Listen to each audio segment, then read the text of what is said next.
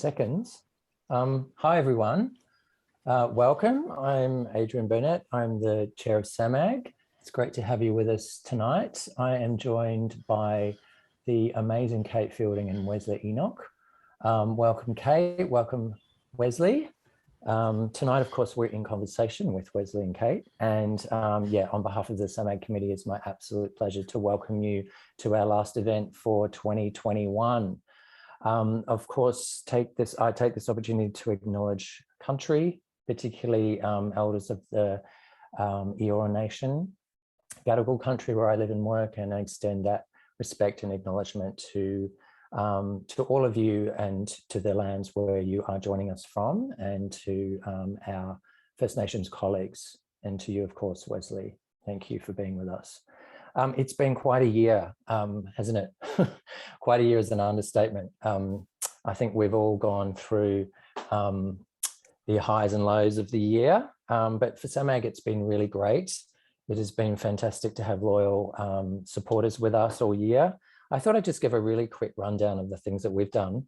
The first event for the year was our one and only in-person event, and it was in partnership with the National Arts School and the Again There's Been Mardi Gras in Sydney, Beyond the Binary, Gender and Intersectionality in the Cultural Sector, and that was facilitated by Jeff Kahn from Peace Space.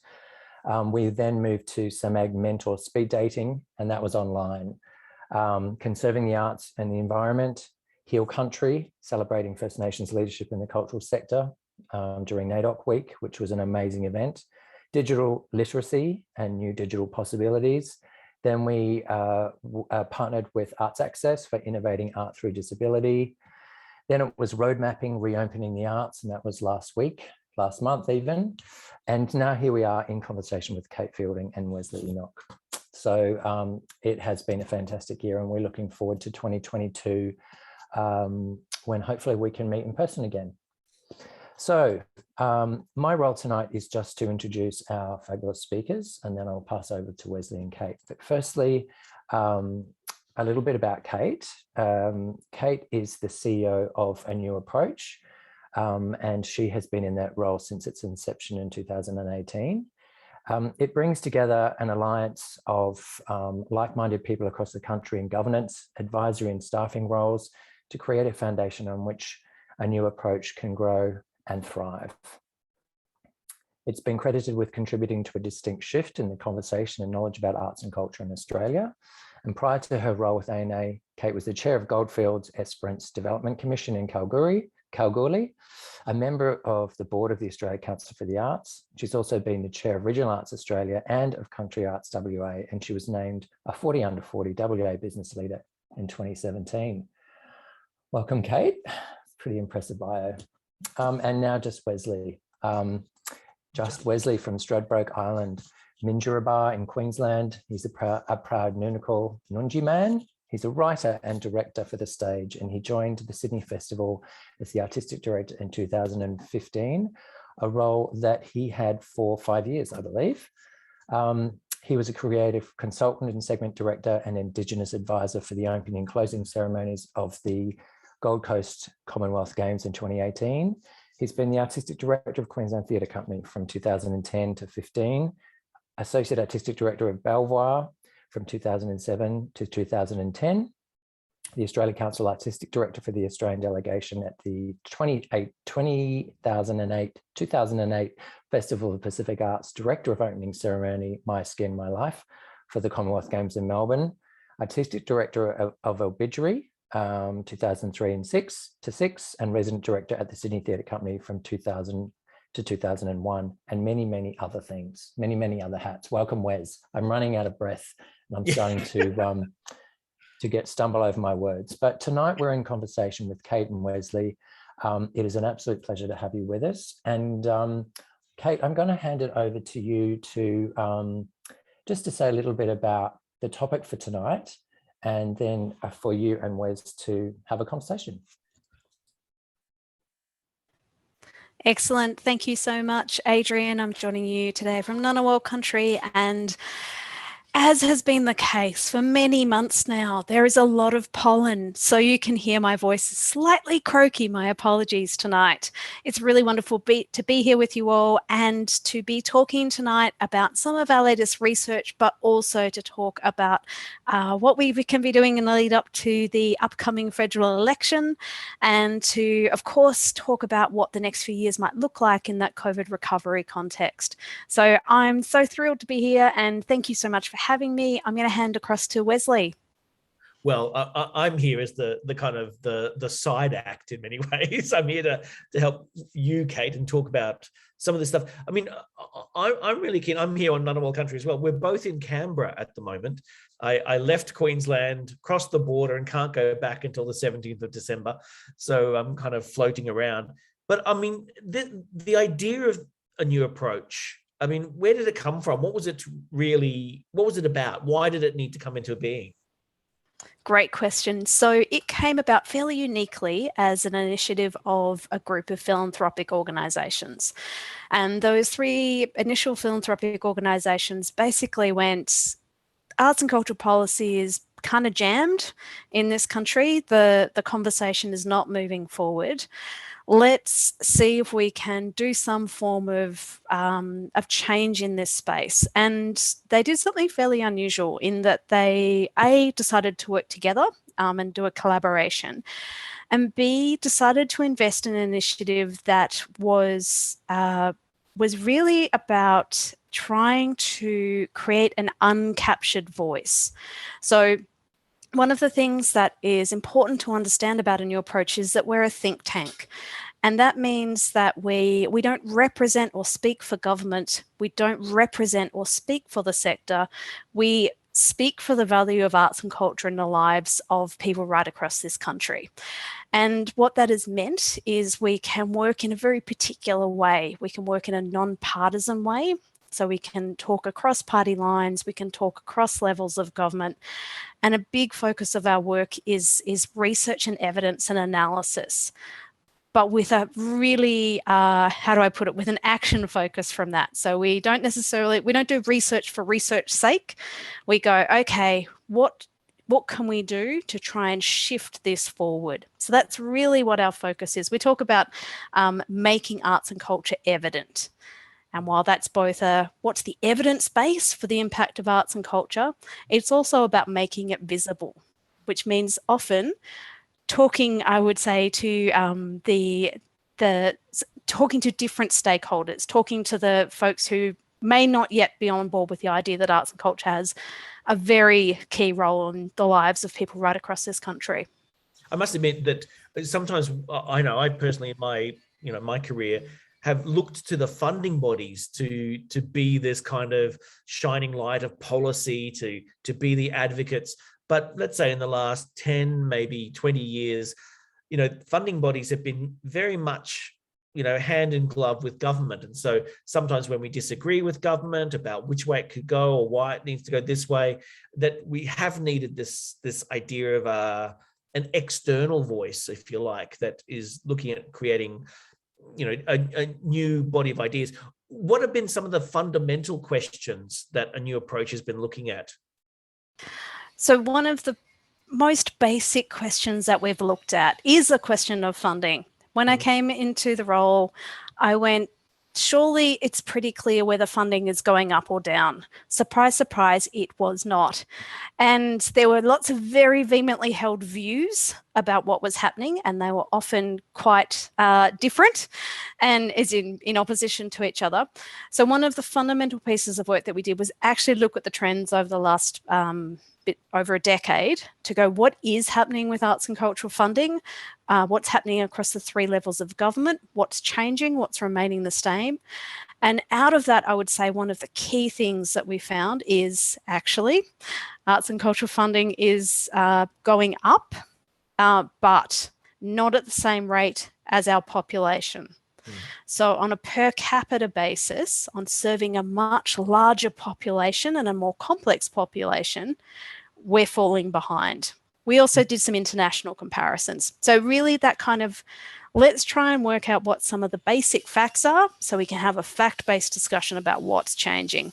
Now, I don't know about you, but I can hear a massive construction site going on outside my window. So I'm going to close that window so you don't have an angle grinder in the background.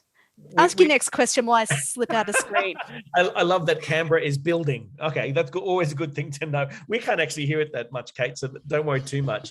I mean, Excellent. I'm interested in a very parochial sense about going, well, in this research, did you find that New South Wales was more than, less than, leading the country? I mean, this is a very parochial question, but can you give us some kind of comparative figures for the New South Wales environment? So great question. And we just released a few weeks ago a new piece that does look on a jurisdictional basis. And what I can tell you out of that is that New South Wales really punches above its weight in its focus on capital expenditure. Nonetheless, we often go, oh, the money is going to capital expenditure. The vast majority of money doesn't go to buildings. It doesn't go to precincts. But New South Wales definitely leads the pack in spending on capital. So when we're talking about what maintenance on the Sydney Opera House or the new Walsh Bay, but what about local government? Local government building art centres and things? Is there a new renaissance in that kind of stuff? One of the things that we've found over the last now 13 years is that local government's really expanding their work in this space. So back in 2007 and 8, federal government was really clearly the big player, and state and territory governments and local governments were the smaller players. Over that period, the state and territory governments have expanded, the local governments have expanded, and so particularly we're seeing local government become, it's now 3 levels of government working in this space in a relatively even way. So yes, local government absolutely are a big or an expanding player in this space. What I'm hearing in those figures too is that government does love to build something, to build an asset, if you like, to sit it on that side of the balance sheet. But sometimes the running of those centres, venues, can sometimes be not as well funded or not as well followed through, perhaps? Look, it's the vast majority of money goes to operating funds, more than 80%. Okay. And that's been the case over that whole period. So while the capital works might get a lot of attention, they actually don't get the majority of the money. Yeah. But they are good for, cutting a ribbon. We love it. Well, but this is maybe the point I was trying to make earlier too, that what was arm's length, the arms have got very, very short nowadays too, that politicians do love to be part of, an arts experience, to be seen at arts events, to be cutting that ribbon, opening a new building. I mean, do you find that that politicians believe that the arts are more important in our society now than perhaps, I'm going to say, 40 years ago, 50 years ago? I think that what has changed is the understanding of what role arts and culture plays. So maybe 30, 40 years ago, there was a bit of a it's good for you attitude. Arts and culture is good for you.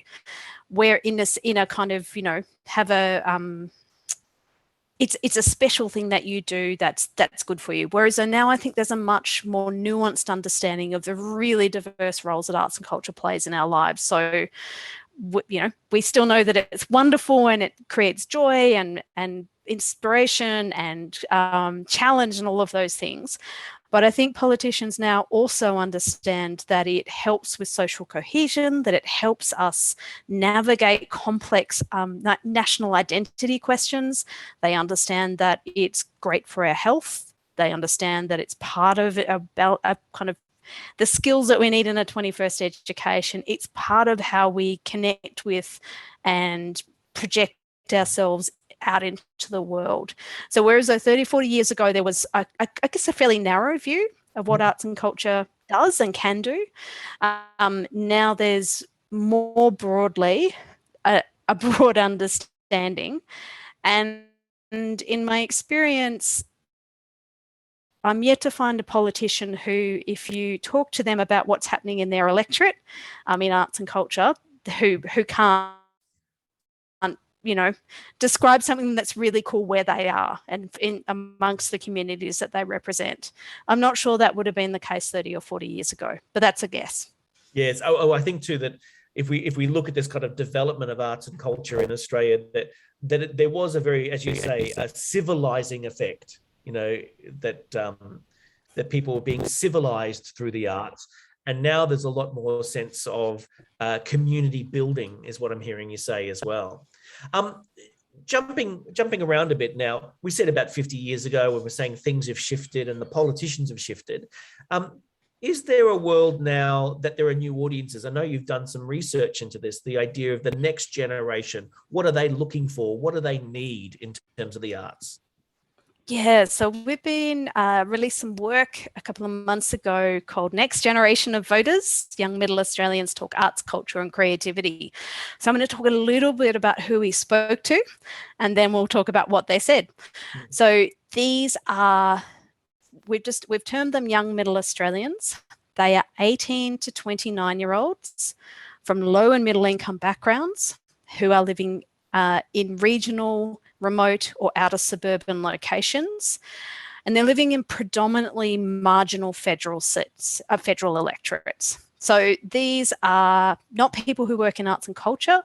They are hospitality workers, cleaners, accountants, COVID screeners. I love that we spoke to someone who was a COVID screener, IT support, administrative workers. So this is the cohort that we're talking about. And we did a national focus group study. So we ran focus groups in all states and territories across the country earlier this year. And what we were talking with this group about was what they think arts and culture is, what role, if any, it plays in their lives, what benefits or impacts they see, what things concern them or don't really engage them, and what they're looking for as an audience and how they see arts and culture, I guess, as I'm saying as an audience, but one of the findings was that they don't really, that definition of audience and creator is very much blurred and merged for this cohort, which is not a surprise. What do you mean by that? I don't quite understand. So they're not consuming arts and culture, they're also making it, or? Absolutely. So for this cohort, the best experiences are ones where they both consume and produce. So the things where they get to interact, participate, be part of, contribute to making the experience. Let me use the example of a festival. So in a festival, we might go, okay, there's this programming, these are the shows, and it starts at this time and it finishes at that time. For this cohort, the experience starts at the decision to go and in sharing things about it and sharing it with their networks and creating images as they go to. I'm using very, slightly clumsy example, but creating images as they go to, creating images of the event, sharing things from the event, the costume that they might choose, them as a group may decide to do some form of creative activity.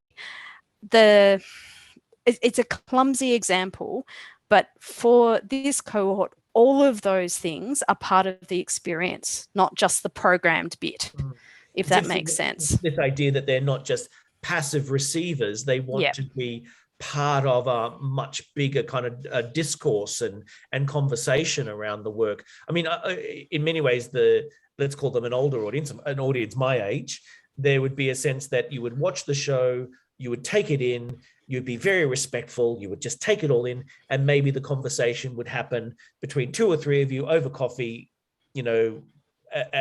after the show or something like this.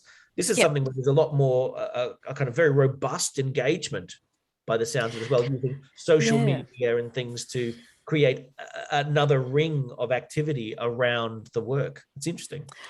And so probably one of the best ways to illustrate that is that for this cohort, a number of them talked about sport as being part of arts and culture because it's experience-based, you dress up, you sing, you make posters.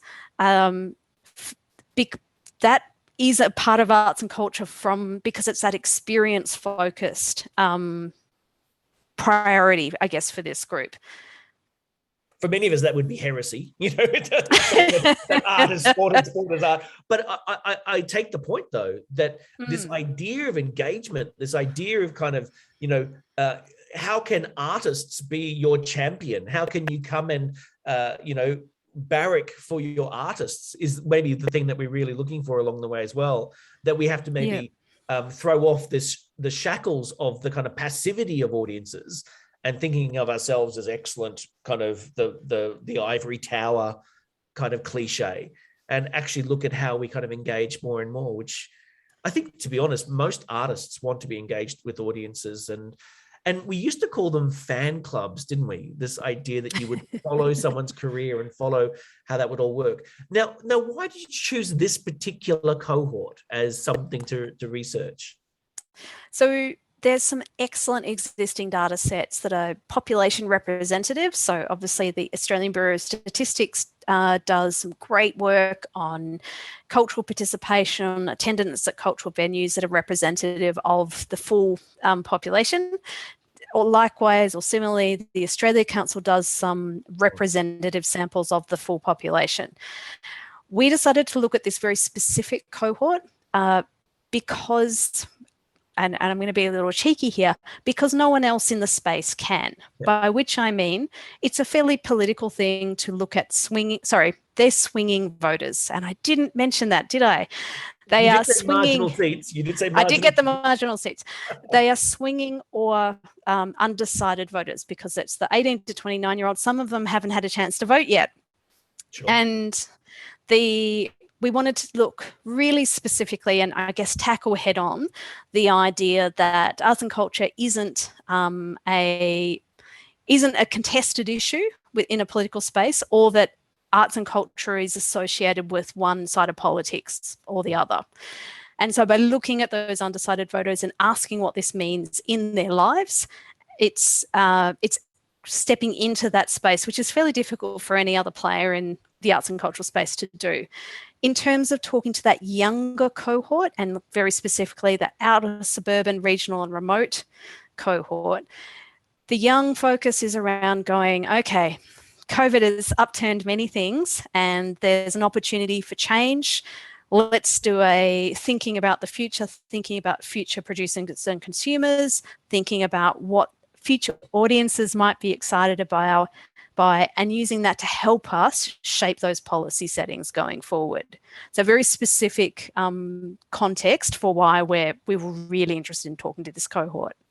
And often I think, talk about the Australia Council, you talk about even large arts or existing arts organisations. We talk to the existing audience, the audience who are already coming. We very rarely talk to the people who aren't already coming. So it was interesting that this well, I don't think this whole cohort's like that, but I would perceive them to be not engaging in what we call, the existing venues and art forms. So it's great to hear what they think about the value of arts and culture as well. Can I just before we move on, can I just speak to that? There has some really specific themes. So many of them were engaged in arts and culture, but they may not be the things that would immediately spring to mind when we talk about arts, capital A arts. But they very much saw arts and culture as being woven into the fabric of everyday life, but also they don't associate it with elitism. Yeah. It's part of normal life that you're involved in arts and culture. And that's a quite distinct and growing shift, I think. Well, and from an Aboriginal point of view, that's absolutely the norm, isn't it? That exactly. That arts and culture is a lived experience in your family, in your home, but also that we have to articulate it in that way as well, that there's a kind of a continuation of culture. I imagine too, again, I'm surmising that the cohort that you've been looking at in this particular study is quite culturally diverse as well, Yes. So that maybe the way that they culturally perceive arts and culture is engaged in everyday life, and whether we've got lessons to learn from there. That Jansen Hughes writes in the comment there, he's saying that there's a lot of resonance with Bruns, who's from QUT, the user-led content creation idea, the producer, producer and user, which is a wonderful title. This notion of how we all work together. Now, if you do have questions, folks, whack it in the chat function, and we'll keep an eye on it. And if we can, we'll answer some questions along the way, but we'll also have some questions at the end for Kate and where we go. Hey, Kate, I want to push us now into looking at this, the national, the Parliamentary Inquiry into arts. Which when was it completed? Or was it not so long ago, if I remember correctly? I'm just trying to think when the dates were. Yeah, so it reported a couple of weeks ago, and I might be 3 weeks ago now. Sense of time, COVID, who knows? COVID, yes. Exactly, at the end of last month. So the Parliamentary Inquiry into Creative and Cultural Institutions and Industries, this was done over about 15 months. They initiated it last year in August, did hearings earlier or late last year and earlier this year. There's a heap of submissions that went in. All of those submissions are available online, as is the report of the Parliamentary Inquiry. So there's two really interesting things about this inquiry. One is that it took a really broad scope. And it took as given that there are benefits from arts and cultural participation. And it was explicit in going, there's economic benefits and employment opportunities, but there's also what they've called non-economic benefits. So enhancing community, social well-being, promoting Australia's national identity, all of those types of non-economic benefits were also explored in this inquiry. They were looking at the impact of COVID-19. They were looking at innovation, digital environment, and one of my favourite things in the terms of reference, they were looking at what's the best mechanism for ensuring cooperation and delivery of policy between layers of government. So how do we get different levels of government working together?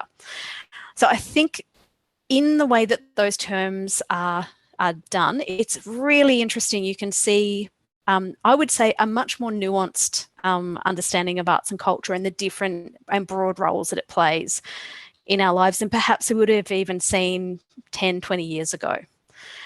And so it's reported. That means that it's tabled its findings in Parliament. And what's great about this report is that it's bipartisan. So there's agreement across the government and the opposition in the recommendations that are in this report. Now, there's 22 recommendations. I'm not going to talk about all of them, but the one that I'd really like to draw people's attention to is they've recommended, I'm just going to reiterate, this is a bipartisan report, has recommended the development of a national cultural plan. That's to get agreement on that as a sensible action across the political spectrum is a very exciting moment, I think. Yes.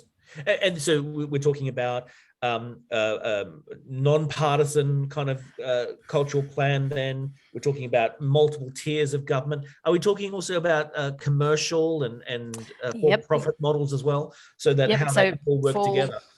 Yep. Have you got any examples of where that already exists somewhere in the world that we can point to? Yeah, so there's two things I can point you to. Earlier this year, we did a piece called Imagining 2030, where we looked at other cultural plans or cultural policies or cultural strategies from around the world and kind of picked out, these are the kind of themes that they're addressing. But we also looked at existing plans in Australia for other areas of public policy. So sport, defence tech, agriculture, and innovation, and looking at how those relatively contemporary, relatively recent national plans have been put together and what we therefore might hope for and expect from a national cultural plan. Fantastic. I'm just looking at the website as I'm talking to you. One of the great things, let me pop that in the chat for everybody. Yes. I just popped in an Arts Hub article talking about the 22 recommendations as a starting point for everyone on the Zoom as well. So if you've got that, that's great to put that in there, because I think that there are lots of submissions as well, if I remember correctly, for the inquiry, and that people kind of put that forward. I do worry, though, that there's a kind of defensiveness that major organizations have, that we see our opera companies, our ballet companies, our orchestras, our large theatre companies in particular, let alone our art galleries and other collecting agencies. They do tend to kind of be defensive of their patch rather than seeing a kind of the natural evolution, both in terms of the cultural diversity, but also the ways they might do work. Did you find that the inquiry may have led us down that particular path because the larger institutions have more influence? I think that what was really interesting about this inquiry was it didn't talk to the usual suspects. So there was a really good, obviously submissions are open to all, and many different types of organisations made submissions. But in terms of who the inquiry spoke to in hearings and who they called for evidence from, there was a really great range, and I would say a number of organisations that I don't think would have been called on before for this kind of inquiry. So there are some really different and quite diverse voices in that process. Now, we've had some cultural plans in the past. I think about Creative Nation. We think about Keating's great Creative Nation, and then when Simon Crean put out his, I can't remember the name of that, but it was kind of like the National Creative or Cultural Plan, or some very dry name like that. We've had these plans in the past. Why haven't they succeeded in your view? Why haven't they actually, or maybe they have, and that we've just kind of not remembered them in that way? Look, I think that for a plan or a strategy to have the kind of impact that we might want, or that we would want, it needs to have bipartisan support. And so the examples that you're giving there are policies that were developed by one side of government and they were very much a federal government-led policy. What I think is really interesting about what's been proposed here is it's talking about the different levels of government working together. It's talking about how that might be, how that is an important focus. And we know that at any state, at any moment in Australia, there are going to be different political parties in power across different states and territories. Therefore, to achieve what's being described here, there needs to be a bipartisan approach. It's my turn to be a little bit cheeky here. When we have the ex-premier of New South Wales admitting that actually pork barrelling is part of the political language that we have. I mean, is it even possible to have policies that are useful when the nature of politics seems to be using public funds for political outcomes rather than the public good? I mean, it's a very contentious point, I know, but it feels like the public money, the public good, is a sideline to what is the political outcomes and the political good for those in power. I don't know if you have an opinion about that. My opinion is that it's always very important to be mindful of the politics and conscious of the politics and the imperfect nature of that. That's the reality of the world. But that focusing on policy and outcomes for the public is generally a pretty good way to navigate that. It's not there is no perfect or pure way through this landscape. I'm going to put you on the spot, though, saying we who are in the Zoom at the moment, what are the things that we might need to do to strengthen our own case or persuade those who are the policymakers, decision makers, to follow our lead? What are some of the tools that we might need to use? So in Imagining 2030, we've put in three prompts, 3 questions that would be useful for the arts and cultural sector to be talking about. And it is really those questions of going, what does this mean in the 21st century? There is change already happening. We know that change is happening. COVID has accelerated a whole heap of change. And they're having a honest conversation about serving the public in 2021 and being willing to look to the future and think about what might be possible, I think is the work that needs to be done by different parts of the sector with itself as well. And that really does involve some discomfort, I think. Change is generally uncomfortable, but change is happening, and we can either be part of shaping it or we can sit on the sides and complain about it. There's my cheeky and slightly tough love answer. Well, I mean, what I'm hearing is that there's a carrot and there's a stick. And it sounds like we need to be able to use both in this kind of negotiation for what's going forward as well. I mean, I'm quite skeptical, and this is a very personal point now, where I do worry that especially the larger institutions in a kind of post-COVID, if there's such a thing, or living with COVID world, will actually retreat to precedent, will retreat to safety because they need to go to what has worked in the past, what has been successful in the past, as opposed to what I think we're saying here is that COVID has been a magnifier for our opportunity to change and stepping forward, that there's a lot of fear in that environment as well. I mean, I think we're now talking personally rather than whether we've got the evidence for these things. I mean, what's your belief in this one, Kate? Do you think that there's a regression that's occurring because of COVID? And will that stop progressive agendas around cultural diversity, say, First Nations, gender parity and things? Will these be somehow retarded in their growth? Sorry, I used the word retarded in its true meaning. Like stopped from going forward. Yeah. So I think one of the things I found really cheering about that next generation work that we're talking about before, but also a piece we did last year, which talked to the same cohort, but a middle-aged cohort, is that there was a genuine pride in Australia's cultural diversity. And that came through really strongly, that it's something special about Australia. It's something that arts and culture can particularly help us communicate to the world, because the world has a really outdated understanding of what Australia is. And that, that's pretty much verbatim what people were talking about. Crocodile Dundee, of course, got a look in.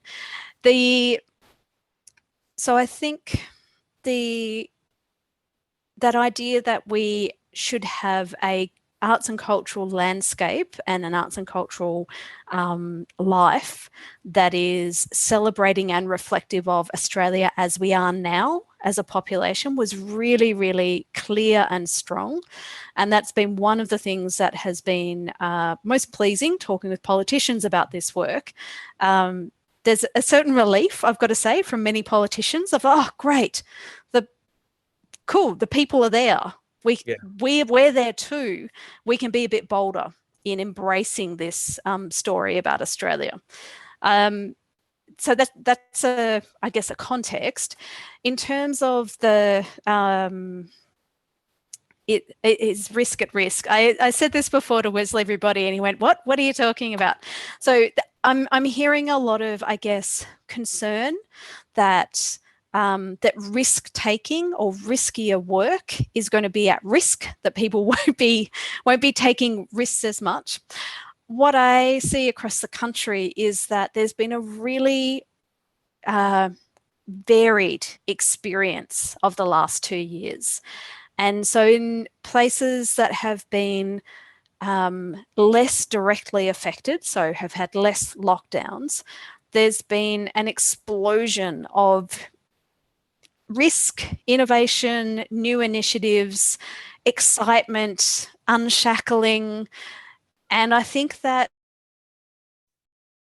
it's not a simple case of we're going backwards or we're going forwards. I think to use the terrible word, it's being disrupted in the genuine sense of the way things have been profoundly shook up, and we're still understanding what that means. And I think there's reasons to be hopeful in that. But I understand also that people are fairly fearful and fairly tired. it was interesting. This is anecdotal, so I haven't got a kind of broader thing, but anecdotally, I know a number of artists who were able to who got their job seeker doubled. There was extra money floating around. So in fact, I know my nephews and people were making more art because, number one, their jobs were sidelined. Yep. They were hospitality workers, etc., and that they were able to then use that time and that resource, that money that they didn't have before, to make more art, and they're now selling a lot more of that art or touring a lot more. So I'm interested in this idea where you inject funds, that you get a real sense of vibrancy and cultural life that comes from that as well. That perhaps that we are as a cultural industry kind of on a knife edge all the time because we don't feel a confidence about where we are. I'm interested in the notion too that larger organizations are often, as I was saying before, defensive or holding on to their patch, or sometimes unable to change their model, and that there's a lot of investment, public money going into heritage forms of art. Let's say the great number of orchestras around the country, the number of ballet companies, opera companies, which is great, but where is the Kathakali dance company, or where's the amazing gamelan orchestra, or the other kind of cultural heritages that we might need to support, and where's that going to come from is a big question I've got in my head. And whether the existing structures need to be permeable, malleable enough to reflect the community that's around them. I mean, I imagine many people who are in this conversation now are, grassroots, boots on the ground, working with communities a lot, and therefore have to, by the very nature of their engagements, reflect that community. But somehow we've got a large number of organizations that might be lifting up from there as well and looking at, protecting a heritage in very particular ways that might need a little bit more kind of questioning. Do you think that that's occurring, Kate? Do you think that questioning, I mean, you're very positive about the sense of change. Do you think that the funding structures will change, that these large organizations can change along the way? I think that we have an opportunity in that conversation about the fact that we're our public money for arts and culture is not keeping up with our population growth. So and I think there's a argument that we can mount in terms of going, we're an expanding population, but we're also an expanding demographic and diversifying demographic. And if we want to match our population growth, if we want to perhaps get, we're pretty much at the bottom of the pack at the OECD now. If we want to maybe get to the middle of the pack of our OECD peers in terms of spending on arts and culture, then probably the types of spaces that you're talking about, the types of initiatives, the types of broadening, that would probably be a good place for that per capita increase to go to.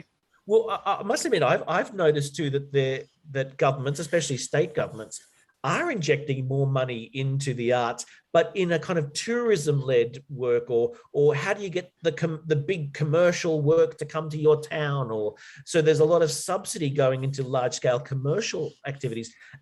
Justin asks this question, did the report address the question of subsidized organizations and institutions versus commercial organizations and cultural industries and a potential future policy? Because I think many people have been using, let's say from the late 80s, 90s into the 2000s, this idea that arts is a economic powerhouse. We've been using that, the sheer numbers game, rather than intrinsic values of the arts. And so therefore, this commercial activity is becoming a lot more subsidized, weirdly. Yep. So I think the kind of idea of that kind of intrinsic or instrumental or economic, those benefits being in competition is a bit of a furphy. I think that it is all of these things. And what's certainly in a mainstream policy sense, that is where the conversation is. That yes, of course it has economic benefit. Yes, of course it has an intrinsic benefit. Yes, of course it's good for our society. Yes, of course it can help with tourism. And I think that, again, there's an opportunity for us to have a mature conversation about that, to grow the opportunity.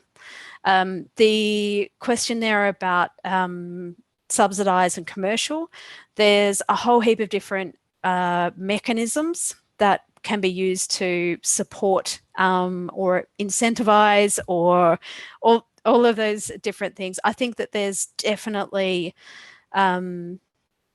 it's time for us to have a good look at that, and certainly that was one of the recommendations out of the parliamentary inquiry, is about that, in terms of how different mechanisms can be used to support or incentivize different parts of the sector.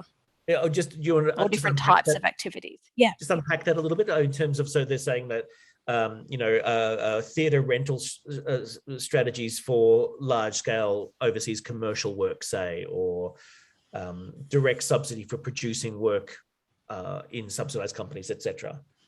Yep, I think there's a recognition that the different types of subsidy, the different types of incentives have been developed at different times, in different ways, for different purposes. Yeah. And it would be a useful thing to do, to go, what are we actually trying to do with this public money? What is its purpose? And what are the different levels of government doing?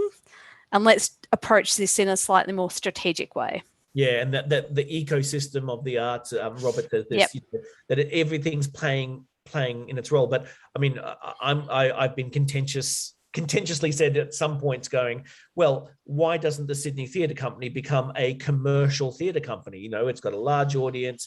Its subsidy is such a small part of its overall turnover.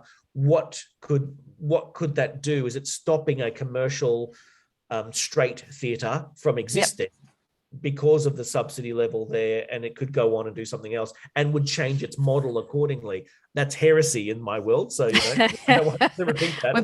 We're being very heretical today, aren't we? We love it. But this idea too, we'll throw another cat amongst the pigeons, so to speak. This idea of, Robert also talks about the role of philanthropy and why we rely on government money along the way. I've had an experience too where it's almost like one philanthropic dollar is worth 10 public dollars. So the value of the philanthropy is such that public money galvanizes around philanthropy. So, I mean, even in Melbourne with Asia Topa, where a major philanthropist said, oh, we want this to happen, and does it and finds public funds that then come to their gift. It's a fascinating kind of world where it's an individual idea, but it's also got a public good outcome. I mean, did the inquiry talk at all about philanthropy and its role? In a very minor piece. It wasn't a major part of what it focused on, but I do think what I think is really interesting in what you've just described there is the way that philanthropy can take risks that can be difficult for public money, as in government money, to take. The other thing, though, that I think is very interesting and worth pointing out is that the biggest spenders on arts and culture are the Australian public, not through government funding, but through their own consumption. Yeah. And that, I think, is the kind of the risk appetite of the public, the risk appetite of governments, and the risk appetite of philanthropy is I think it's shifting and moving at the moment. Agreed. And the question goes on, has corporate sponsorship dried up? And can I suggest, just this is a Sydney Festival experience, yes, it has. But also that, how do shareholders see value in corporate philanthropy versus corporate sponsorship? And that I remember when Kerry Packer used to give $1 million to the Sydney Festival through Channel 9. It was corporate philanthropy. It was money for the love of the people, and off it went. And a lot of the kind of sponsorships I'm seeing now has come through to marketing departments, about exposure, about kind of creating marketing moments for the company rather than for the good of the art or for the good of the community. So it's a very interesting. Justin kind of goes on, whatever happened to the triple bottom line? Agreed. But I think that in our corporate culture in Australia, I feel that there's been a shift in the last, what would you say, Kate, last 10, 15 years, maybe 20 years, this shift away from who you know and giving money to things that you believe in to how do you go through a process of setting up funds, philanthropic funds, and processes of analyzing what's the greatest need. We're quickly running out of time, but Kate, I want to say, well, I know that this position, a new approach, is funded through philanthropy. It and is. This idea of going outside of government eyes, government kind of agendas, but also outside of industry agendas, which is interesting. So who ultimately is the audience for the work that you do? Really good question. I think that the audience, ultimately, there's a few audiences. So one of the audiences is indeed the industry, and part of what our role is to try and speak with the industry and suggest, look, this is what the data's saying, this is what we're seeing, this is what we're seeing overseas, this might be a pathway. You've just frozen, Kate. If you can hear us, you've just frozen. Hold that thought. So close, Wesley. So close. We were almost there. I'm still here. We're all still here with you. We're all still here. Oh, Kate. Well, look, maybe the digital gods are telling us something. Maybe I think we have lost Kate altogether there now. I think looks like it, doesn't it? Are you there? Oh, she's popping back. Are you there, Kate? Yes, you're there. Okay. We can see you. Can we hear you? Back. Yes. Woo! Awesome. We did it. What a bounce Thank the Lord. So just finishing up, you were saying that the different audiences, industry is an audience, politicians are an audience as well. Politicians and audience, policymakers, so both the elected officials, but also those officials within government.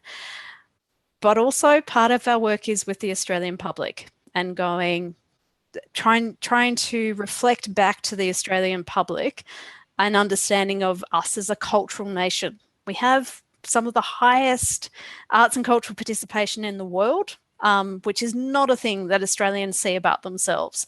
So starting to have that conversation.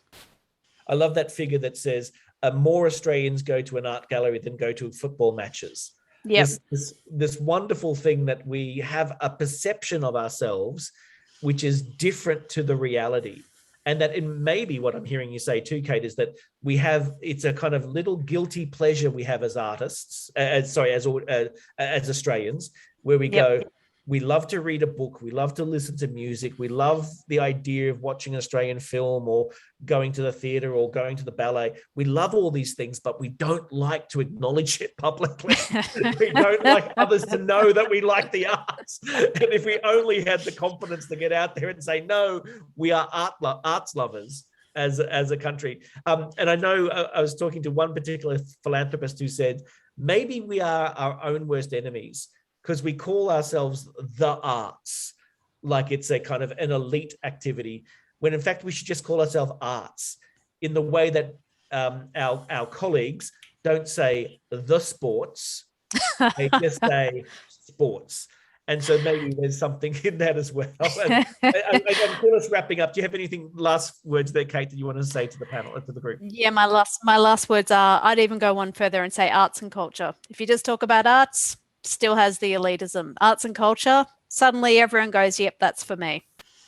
Oh, good words to end on. Thank you so much, Kate. It's great to have this kind of conversation. A little bit cheeky, a little bit kind of prodding, a little bit stick, a little bit carrot. It's lovely to have all this kind of thing. Hey, just as we're coming to the end, I know this is the last of these SAMAG kind of gatherings, and I just want to say, especially for those who have done it really tough this last, let's call it 18 months, but closer to 2 years, thank God you're there doing the work you're doing. Kate, everyone who's online with us as well, because we are actually we have to keep the imagination of the nation going, where our job is to keep sparking people, getting them to think about the next thing, and for us to imagine what the world would be like in the future, to use our creative skills, both in our management and our production work and all that stuff, to really imagine that. So thank you, Kate, for all of the work that you've done and a new approach. And thank you for all of you mob here at SAMAG for really getting it across there. I'm going to hand over to Adrian to close off. Thanks, Wes. And thanks, Kate. I can't think of a better way to close. And what better panelists to have for our final event for SAMAG. It's great to have that conversation, Kate, where it's not all fluffy and that we've got work to do. And we are up for that work. And so that's why we wanted to have you as a guest. But it's also to have that inspiration from people like you, Wes, and that kind of leadership is really, really what we need right now. And I think we're all looking forward to next year, to getting back out amongst it. And yeah, there's an election, but there's also great art to go and see, to experience. And there's a great sense of community, and that's what I love about SAMAG. So we're looking forward to having you all back with us next year. We've got a great program lined up. We've got great speakers, and huge thank you and congratulations, Kate. And to you, Wes, thank you for your time and your inspiration. So we're now going to have that awkward moment where we all sign off and no one knows quite what to do. But yes, for those of you online, thank you for joining us, and we'll close for the night. Excellent. Thank you. Thank you. Merry Thanks, Christmas, everyone. Yeah, Merry same. Yeah. See, I just keep talking, Adrian, and then people just leave, and until there's just the last lot. Well, we could just stay here.